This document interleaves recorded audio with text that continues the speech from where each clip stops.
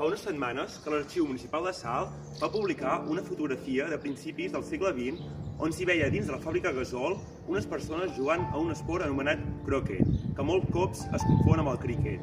Però sabíeu que encara ens queda un joc de croquet en el fons de la Comacros? I em direu, i què fa un joc de croquet en una fàbrica tèxtil?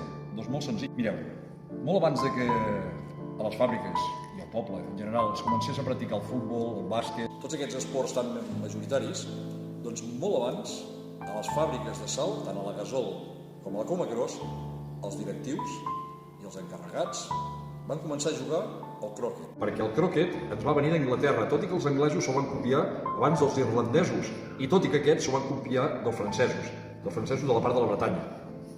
Es creu que l'origen està a la Bretanya francesa, tot i que al segle XIX, a Irlanda i sobretot a Anglaterra, es va posar molt de moda, com un d'aquells esports de l'alta societat.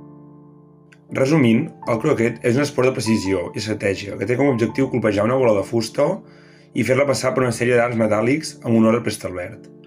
Guanya el jugador que completa tot el recorregut del camp. I això és Història Espardenyà 100%!